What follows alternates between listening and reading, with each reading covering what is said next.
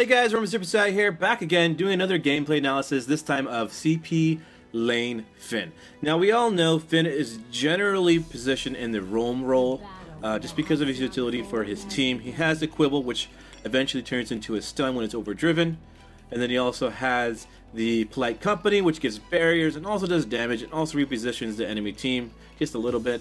But then his bread and butter being the grab, the ultimate, which can reposition an entire enemy team. Now, this all works with CP as well because they both have, or all three of them have, chunks of CP ratio applied to them. So not only does the Quibble do an immense amount of damage by default, but adding the CP damage on top of that, it does a buttload of CP AoE damage. Essentially, this guy's ability, they're all AoE. AoE Quibble, AoE Polite Company. The grab can be considered an AoE since you can grab more than one target, and it still does damage. So the whole concept is, once you get your overdriven Quibble, it turns into a stun, which makes things a little bit easier for you. You grab, obviously, with your ultimate. You follow up with potentially a stun or Polite Company or vice versa. And you just wash and repeat. The whole build order is going to be where I start off with the eulogies just because Scarf is kind of like a nasty counter to Phinn, just because he can poke and just continue that burn. Since I'm really slow, it's easy for them to continue that burn. Luckily, this Scarf wasn't very aggressive to the point where I couldn't really handle it. In the beginning, I was kind of skeptical how I was going to approach it, so I kind of missed a lot of CS because I wasn't sure if Scarf's going to be aggressive. But I realized Scarf isn't that aggressive. She's focusing more on the CS rather than myself. So I started just going in and getting my CS without even worrying about the damage. Excuse me.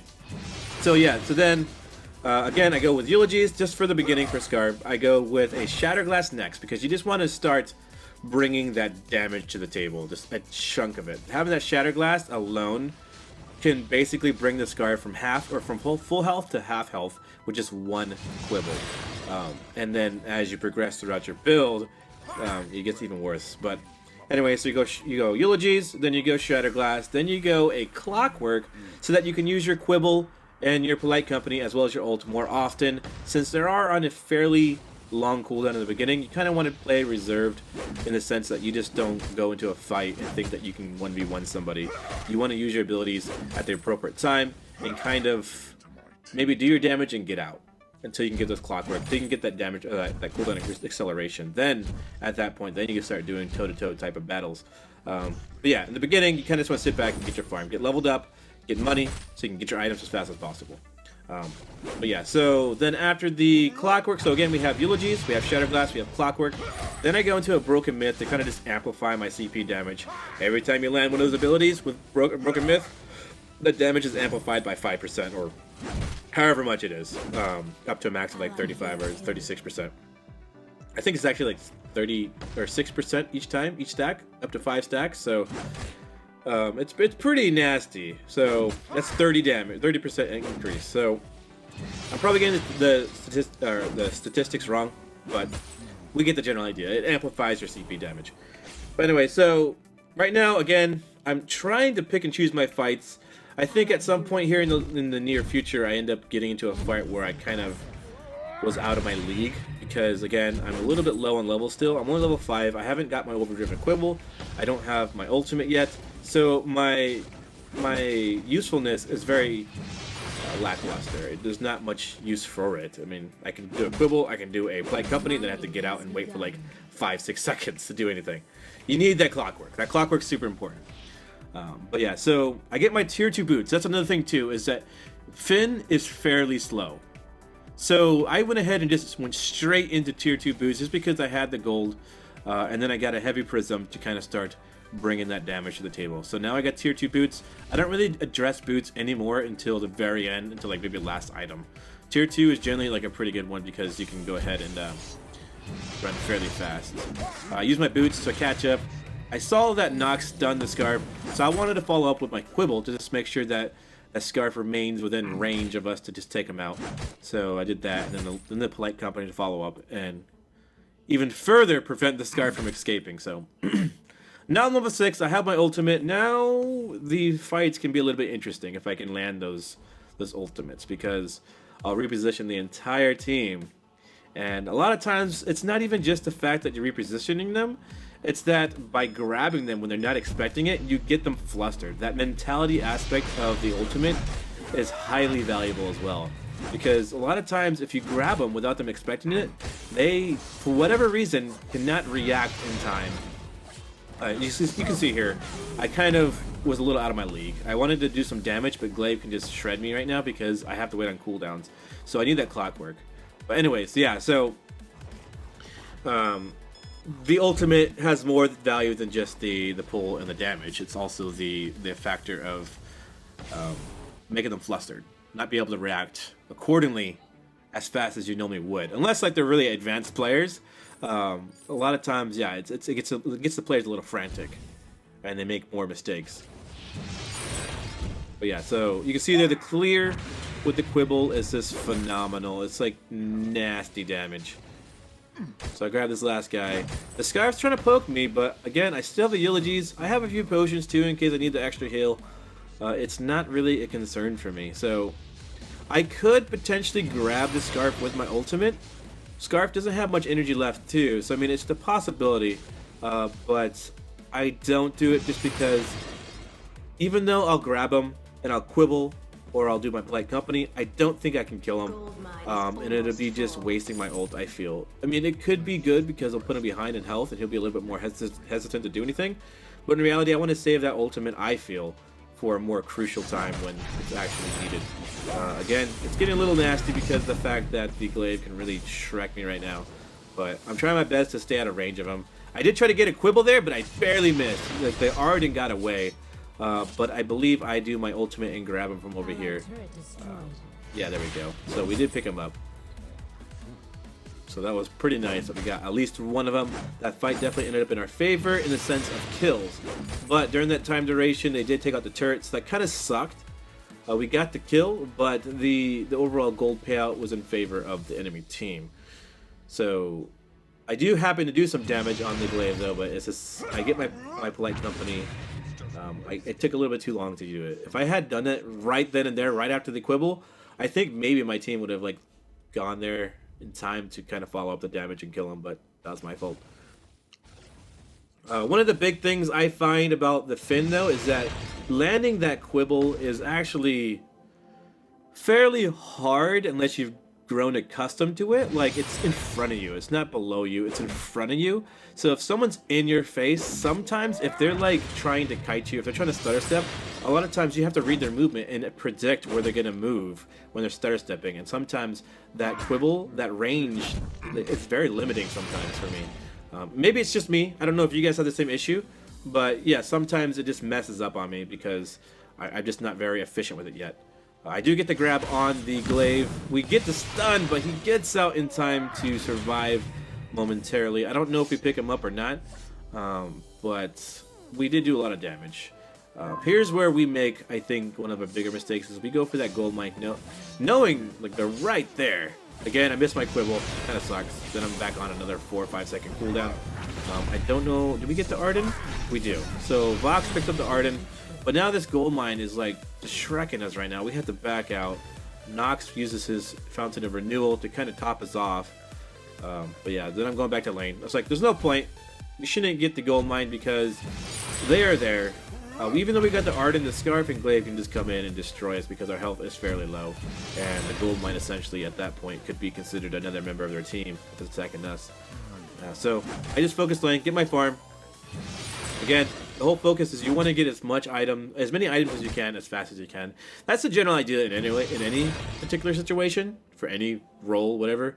You want to get gold as fast as you can, but more so for Phinn because he's heavily reliant on that cooldown acceleration to be effective. So now that I got the Shatter Glass, I'm working towards that clockwork. Again, cooldown acceleration is very important. I even go for the chronograph over the battery, I think, initially. Just because if I didn't have enough gold, I'd rather get that chronograph than the energy, but just because in a fight, that cooldown acceleration is really, really valuable. Nox gets taken down by the Phantom Flames. Geoping was moving as fast as he can. I actually used a polite company. I actually was hoping that would happen, that the Arden or any of them would come over because of that, and I was able to kind of prevent the Vox from dying. But now Glaive's on my butt, and It's going to be a close fight. Ugh. I do my polite company to survive one more hit and use my quibble, and I do take out the glaive just in time. It was very close. Using that polite company saved my life by far. If I haven't used that, then it would have been probably in the favor of glaive, and I would have been pretty depressed at that point. But yeah, there's a lot of these close calls in this match, I feel, overall. You'll probably see some more a little bit later on. So now, Noxus is clearing lane. There's no issue with the support taking the farm so long as it's going to go to waste. And so he might as well get it anyway. So if the turret's going to take it, the support might as well try to take the last hits. But yeah, so unless like you're really pushing the lane out, then sometimes you necessarily don't want to just take the farm from lane. You may want to just let it push so that your laner can still farm after the fact. If you push the lane too far out from your laner, then your laner kind of sucks on farm and can't do much. So the scarf's right there. I'm trying to just use my polite company to kind of negate some of that burn damage. But now I'm in a situation because Glaive and Arden are on my butt. So I'm yelling at Nox and Geopan. I'm like, hey, over here, help me out. But again, the squibbles are really hard to land. I think we do pretty good here. We got the split. Scarf's not even in the vicinity yet. I do grab, but then I miss. I was really mad about that because I wanted to get the Scarf, but I knew he was too far away, so I was hoping I'd get the Arden at the very least, but I missed. So that kind of sucked. That grab needed some more work. Yeah, so now we're kind of just sitting back trying to debate what we're going to do. I think at this point, Nox was like, just get the backs, and I'm going to go back to lane and clear because it's pushing. I don't want lane to get destroyed. We already neglected lane a little bit during one of the engagements and lost the turret, so we don't want to do that again. So I'm going to clear it up. Again, look at that quibble damage. That quibble damage just like shreds that lane. I wouldn't be surprised. I've been seeing a lot of clearing reduction overall in heroes. So like I think Sky got some, Celeste got some this last update. I wouldn't be surprised if they do the same to Phinn at some point because that's just crazy good. I do pick up my piercing shard, I believe it's called. I do land my quibble too on like I think all of them. Maybe not Arden, but definitely Glaive and Scarf. But now again, this run speed is like detrimental to me. I can't do anything. So like we get destroyed. I don't know if that's an ace. I don't think no, there's no ace. So Vox spawned just on time.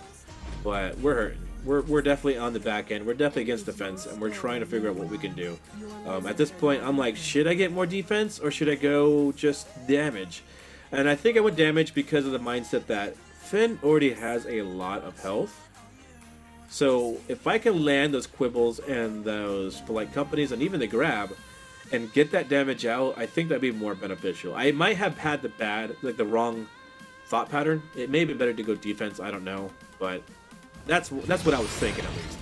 Like he already is pretty tanky, so maybe I can try to just do damage and then get out. The biggest thing with Phinn though is like he's great for a damage type of hero, but he's not great for a 1v1 unless you got really good cooldown and you're really good at landing your abilities. So for the most part, you want to stick with your team if possible. You want to like just do your damage and reposition the enemy for your teammates to clean up afterwards. We do get that payout too, so that was really nice. Again, Scarf is out of position, so we're taking this opportunity to kind of use this to our benefit. I do grab the Scarf. I think I missed another quibble. I thought I got it, but I guess I missed another one. But I did overdrive my polite company, so I am getting a lot of damage out that way too, that AoE damage. Here comes another one, I think. Yeah, I'm going to get this Scarf again, doing lots of damage. Missed another quibble. I'm just not doing well right now. But yeah, so I do get stun on Glaive. I do my polite company to get more health, that barrier, and then I quibble the Scarf and die. But at least I got one. It's not entirely in their favor. We did get some gold out of that. It's not a complete massacre, but it definitely wasn't nice for our position in terms of this match right now. I think the biggest thing was Vox was very lacking in damage. It's not that he didn't have items. I looked at his build. I was like, dude, he even has a Sorrow Blade and he's not doing much damage. And the Glaive doesn't even have armor. It's just for whatever reason the Vox is just not strong. I think he just needs to crit or maybe even like a breaking point at some point. Heck, even a Bone Saw might even be good. But then again, they don't have armor, so maybe not. I don't know. This right here, I thought I was going to get the Glaive, but he did really good with that reflex block. I really thought I was going to get it. That was very unfortunate. But we are doing some damage here. There we go again. Missing that freaking quibble. Like again, this is like my second match playing CP lane Phinn ever. So it's definitely very, very challenging. Again, I missed another one, but I'm landing my polite companies because it's whatever is nearby. So at least I have that going for me. I do get that one, but GeoPenguin didn't like that. He's like, gosh dang it, I need that health. I was like, my bad, bro. And so now I'm going back up the lane. Again, I don't want to neglect it. I want to make sure it's cleared. The turret's already taken a little bit of damage, but I can get there in time to kind of just sweep the floor with these minions. There we go. It's always fun, too, to see these big groups and just do your quibble and get a chunk of gold that way. And even now that I overdriven my polite company, it also does a lot of AoE damage, so that can even clear the lane just as effectively almost. But yeah. So now I got my Broken Myth. Broken Myth is another item that's really, really important because every time you land one of your abilities, that is a... Or not even land one of your abilities. I think it says duration of time you're in the fight. Right? I don't know. But anyways, the longer you're in a fight and the more you're doing stuff, the stronger you become. So... it only applies to enemy heroes, not minions. As you can see, I'm not getting any stacks off minions. But it's really nice, and it synergizes well with this type of build. Here it's a little bit risky, so I use my boots to get out. I don't have to worry about the gauntlet because it doesn't stun me. It just slows me. We're getting some pretty good damage out. I did have a good grab on that scarf, bringing him close to my face so I can do my polite company, or not like my quibble. And now it's all about trying to survive this, but again, we get cleaned up. We just don't have the damage follow-up. Whoa. Yeah, so we need that. We need a follow-up from blocks. Like, if it was CP blocks, I think we would have had a lot more engagements that were successful, but it would have been double CP, so building against us would be really easy. So therefore, it would make my damage even less by relation. But yeah, so the biggest thing too in team compositions is, for the most part, like 99% of the time, you want split damage. So your two carries, you have a lane and you have a jungle, and then you have a roam, right? Well, your lane needs to be one damage type, and your jungler needs to be the other. That way, counter building is a lot less effective for the enemy team. They have to pick and choose, okay, which one is the threat, and they have to build against that one. If they build against both, that limits their damage, because now they're stuck with building two different defensive items. So that's why you really want to split damage. Never go double CP, never go double weapon power, unless you have some sort of plan in mind. Maybe you're having some kind of bone saw built into your kit. I don't know. That could be potentially effective, but this is where it gets nasty. They got Kraken. After burp. They got Kraken. I'm landing my quibbles, and I'm landing some of the flight companies. Here's where it's like, I'm going to go to base and grab everybody, and quibble everybody, and polite company everybody. And then Nox follows up with the ultimate and kills both Scarf and Arden. Now this is where it's a little bit embarrassing. I'm trying to just like get this glaive, but I just cannot get it. Freaking quibble is like, hates me. So at this point I'm like, I'm just gonna focus this Kraken and then grab glaive with my ultimate as soon as he's in range. So here we go. Bam! It's like, shut up! Get out of here! So we do take out the Kraken, but we lose both turrets. It's very unfortunate, and we're in a definite defensive position because we have to worry about them just focusing the Vayne. They can just completely ignore us and just dive the Vayne and win. So what Nox did is he went ahead and grabbed a bunch of scout traps and lined them against this wall right here on the left-hand side. He just lined them up so that no matter what, if they come nearby, we're going to see them. So here, I think, I don't know if it was GeoPenguin or not, but I think one of them do it. But yeah, so that is definitely a good strategy against these people who like to just backdoor. That way you can kind of react in time if it's possible. But I guess maybe he didn't do it this rotation. I think there was another rotation where like, okay, we're in trouble because if they backdoor us, then it's going to be game over. I think we're like currently discussing it right now, probably. But we see the Scarf. We see that potentially we can get them out of position. So we want to go ahead and try. But the Scarf does an amazing reflex block and blocks that. Now we have everybody here trying to just stay alive. Kill the glaive. I didn't get the quibble, but whatever. I think it's a common theme at this point. I didn't get another quibble. It's really hard for me, guys. It's really hard. They do get the Arden, but now both me and GeoPenguin are getting a lot of damage done to us. I even missed another grab, which is very bad. So at this point, I'm like, okay, I'm gonna teleport, guys. I'm getting out. And I was like telling Gio, I was like, oh man, hopefully if you don't die, just pour it out. Just pour it out. And he doesn't. He survives with a sliver of health, which was really good for us. It allows us to really stay in the fight if need be. But yeah. So now again, this juicy farm. Just using my flight company and my quibble to clear it out. There we go. Good money. Now at this point, let's see what I got. I got probably going to infusions, I think, maybe.